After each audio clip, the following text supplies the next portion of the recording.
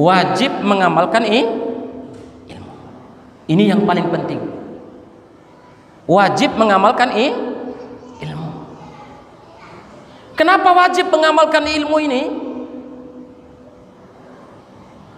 Di dalam buku Ayyuhal Walad ada yang saya bawa itu, Masya Allah, Imam Al-Ghazali. Karena memang Imam Al-Ghazali ini dia bawaannya bawaan tazkiyatun nufus begitu dia cara penyampaiannya.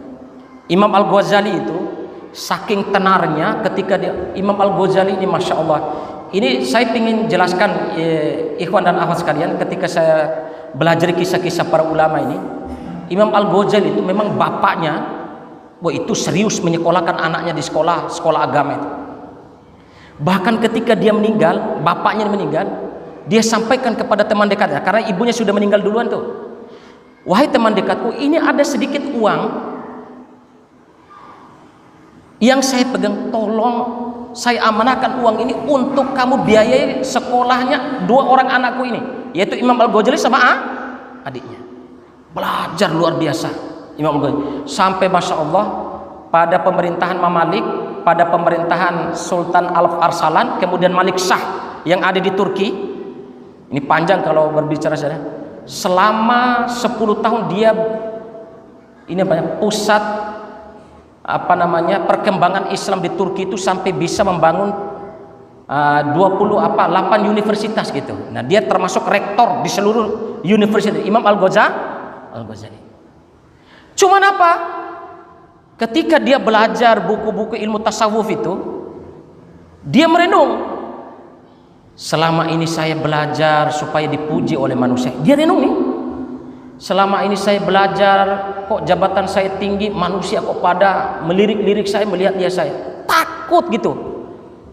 Dengan ilmu yang dia pelajari itu akan sirna dengan pujian-pujian manusia itu begitu. Maka dia uzlah, kembali ke rumahnya. Masya Allah itu ya.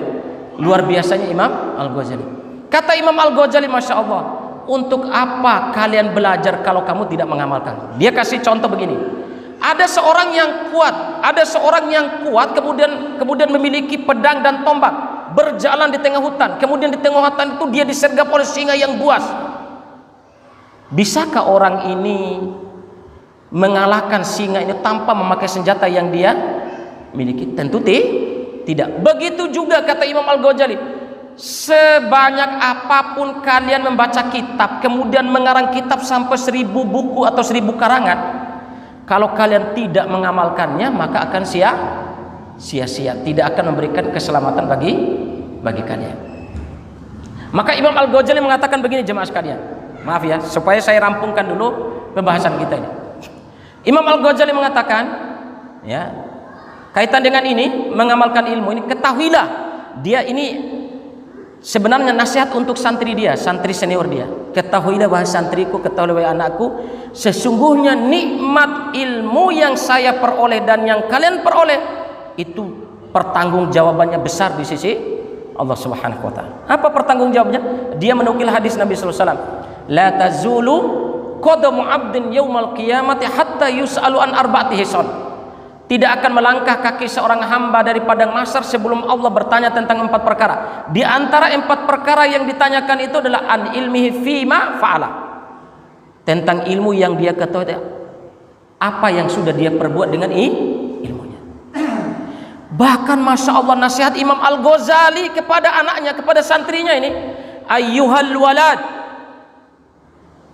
i'lam anna Allah yanzilu ila samai dunya fi sulusil wa dzalika kulla lailatin wa yantadirullah may yad'u wa yas'al wa yatubu ilaih.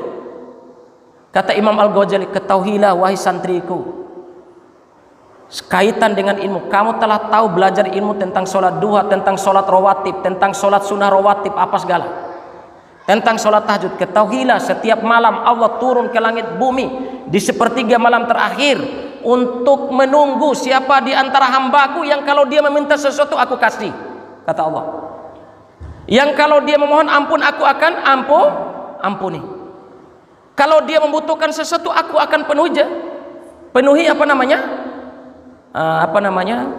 penuhi kebutuhannya. Sampai Imam Al-Ghazali mengajarkan kepada santri, Rasul sallallahu alaihi wasallam bersabda, janganlah kamu mengganggu ayam jantan yang sedang berkokok ketika di malam hari dan di subuh hari, karena dia menyambut dengan penuh kegembiraan Allah turun bersama malaikatnya di sepertiga malam terakhir. Maknanya apa?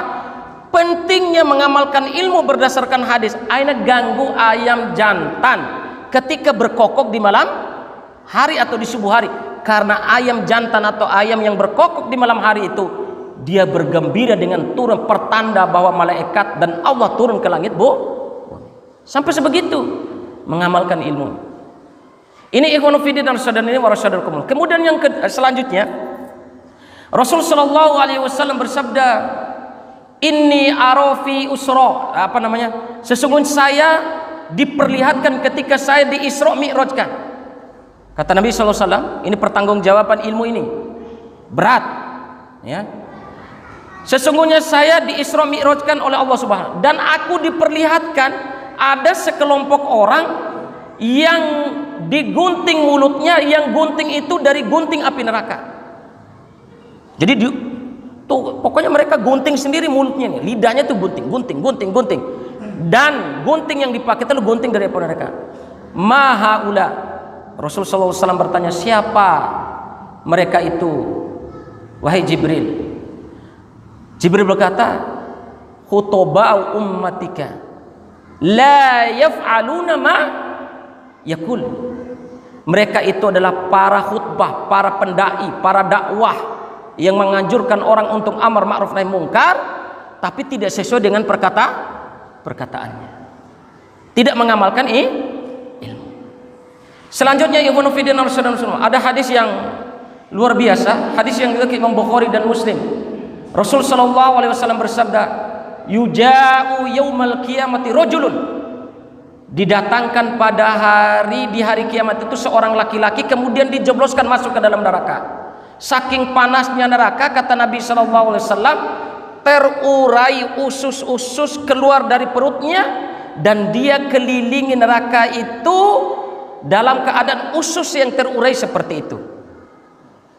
Diibaratkan, kata Rasulullah SAW, seperti seekor keledai yang mengelilingi dan mendorong penggilingan pabrik gandum, ya. Jadi reheko saja neraka dengan urat yang terurai keluar dari perutnya itu, ususnya gitu. Maka yatifu bihi ahlun nar, datanglah penduduk neraka ini. Malaka, bagaimana kamu bisa seperti ini wahai saudaraku? Penduduk neraka itu bertanya-tanya gitu, kenapa kamu bisa seperti ini? Kenapa nasib kamu bisa seperti ini? Siksa neraka sedahsyat ini, apa yang telah engkau perbuat? Ya, siksa neraka ini kok sampai sedahsyat ini nih? Apa yang telah engkau perbuat wahai saudaraku? Alam takun ta'muruna bil ma'rufi wa tanhana 'anil munkar. Penduduk neraka itu teman-temannya dulu bertanya, bukankah kamu dahulu di dunia menyuruh kami untuk berbuat baik dan melarang kami daripada berbuat maksiat? Faqala, maka dia menjawab, inni kuntu amurukum bil ma'rufi wa la atihi wa anhaakum 'anil munkari wa atihi. Sesungguhnya saya dahulu, kenapa nasib saya sampai seperti ini di neraka ini?